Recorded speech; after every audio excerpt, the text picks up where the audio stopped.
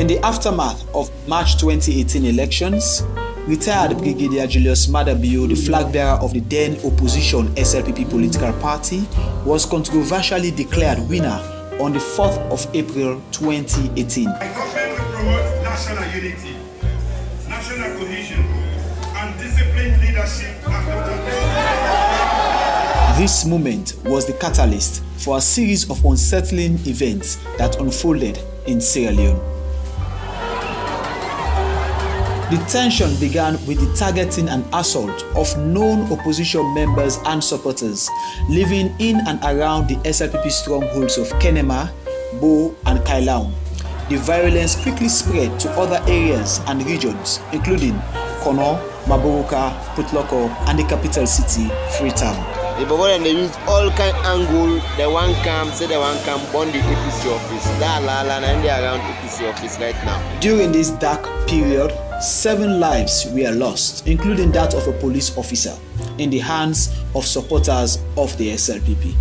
Shockingly, a female opposition supporter named Sata Lamin was brutally assaulted and raped by SLPP supporters in Kailaun, one of the SLPP strongholds. When I Sata Lamin 2018, I can't declare for APC. I go there. 2018, where we vote now, I the same MAADA be with.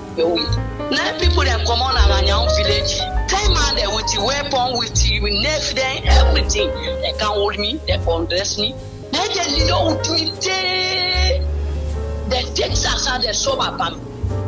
We never want my name Sama Moda. Then it's show my in private. If throw me womb, now me womb to begin come also. Then I tell them, I say, when I don't see, when they don't with me, when I don't pull me now. When I me own picking then I one village then born me and mama then. When I can't do with me for APC, then them that famous, then they set fire pana. They say look for me, they tell me go at that time. Baba, I don't send me picking them all. That's how we are there. Hundreds of people were displaced, homes and vehicles destroyed. Even the main opposition APC political party offices were not spared. To this day, no arrest has been made so far, with no investigation conducted, eroding the rule of law. Unlawful arrest and detention of main opposition members, especially those that served in the previous administration, ensued. Their assets were seized, accounts frozen, and deprived of other benefits, including a travel ban that was imposed on them. The opposition felt the weight of a growing authoritarianism. On April 25, 2018, a dramatic event unfolded in Parliament.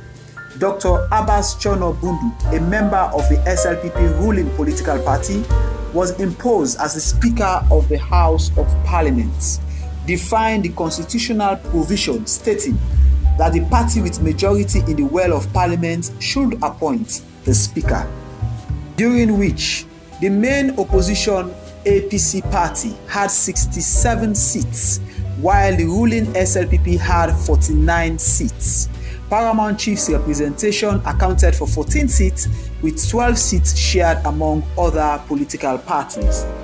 Within weeks, both the APC and SLPP initiated petitions against some of their members of parliament, one accusing the other of electoral fraud and malpractices, and this led to a court intervention.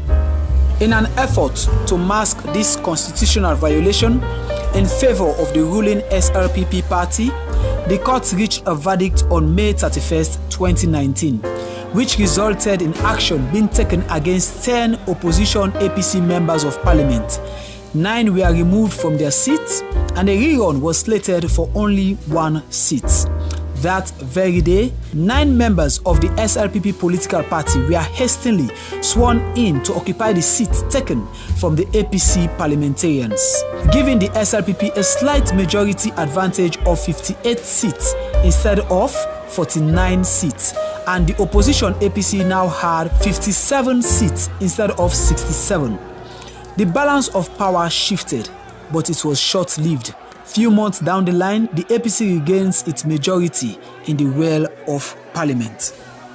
As these events were unfolding, the Sierra Leone police stormed the APC party office, where supporters anxiously awaited the court decision.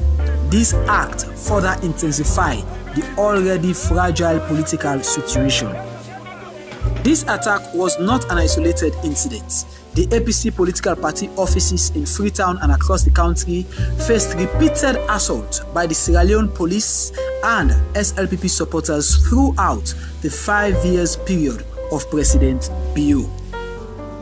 Astonishingly, unto this very day, the petitions filed against the SLPP members of parliament remain unaddressed by the courts, along with numerous other petitions raising concerns over the transparency and validity of the past March 2018 controversial election results, leaving questions of fairness and justice unanswered.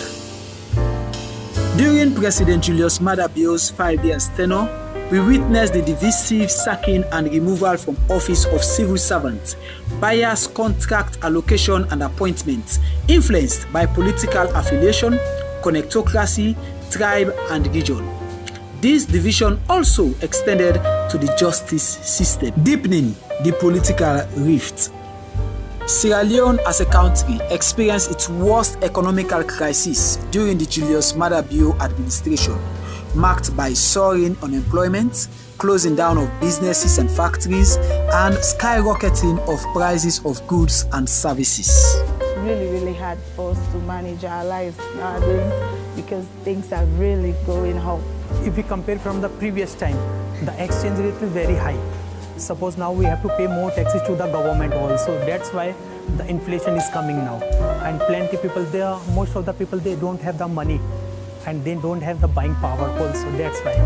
When the dollar goes down, prices aren't going down in the stores. So it's a bit difficult for the locals.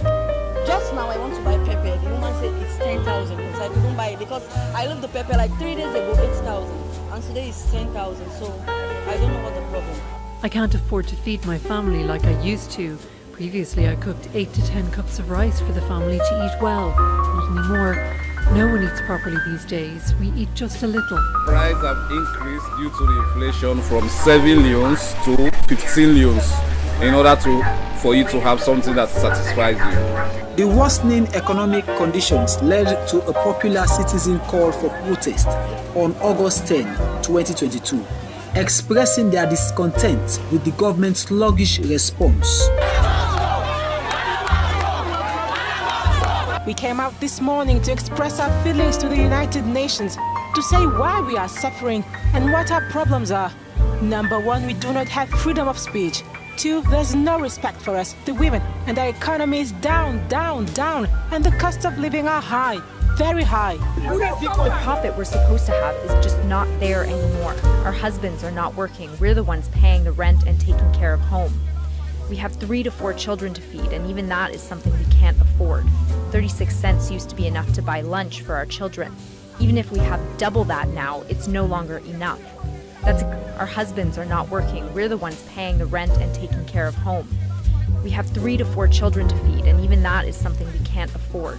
36 cents used to be enough to buy lunch for our children. Even if we have double that now, it's no longer enough. That's exactly why we're asking the government to reduce prices on all commodities, because the high cost of living here is making us suffer too much.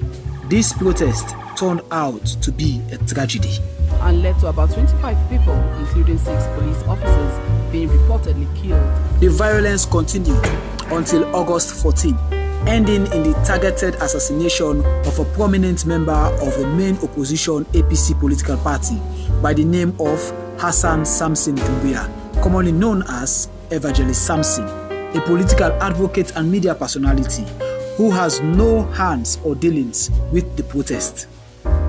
Calls and cries from families of the victims, civil societies, and other organizations for the government to return the remains to their families fell on deaf ears. The government refused access of family members to the remains and instead buried them in unmarked graves. I feel so disheartened, depressed, very unhappy. I'm not happy at all with the decision of the government to then take for keep picking them up to now. for 2 months and some days. We disapprove. During his 5 years term of office, several organized and premeditated killings of citizens were executed through the security forces, including incidents like the Tonko Limba killing of a 14-year-old boy, the Makene killing of 11 protesters including students, the Pademba Road prison massacre leaving over 40 unarmed prisoners dead, the Lonsari killings, Tombo killings, Mile 91 killings, and other protests that has been called by peaceful citizens, and also the 2023 APC party office killings by police officers, among others. Leading up to the June 24, 2023 elections, there were multiple assassination attempts on the life of Dr. Samoa Kamara, the flag bearer and leader of the APC party. The most significant of these attempts are the Mile 38 attempt as he was returning home from an overseas trip, and the attempt on his life at the APC party headquarters, which tragically claimed the life of an elderly woman who was shot on the head with live bullets as she was seeking refuge in one of the offices inside the building. The June 24, 2023 elections were not devoid of controversies, which led to the APC as a political party deciding to boycott their participation in governance at all levels due to election malpractices. We, the APC party elected officials, we the boycott governance for now. We don't see fuel. Don't go from 6,500 to 30,000 just from the election to now. So man don't pack him motor car. So outside when you see traffic, you know they see again. This boycott, it go on. Not something we day on, not something we all in advance of the dialogue. To let the whole world know, say, this thing will happen to the APC. It affect the nation and it affect the concept of democracy worldwide. This documentary delves into the chaotic events that unfolded in Sierra Leone, shedding light on a nation struggling with political turmoil, economic challenges, and a human toll of deeply divided society. Compiled and composed by Asmega.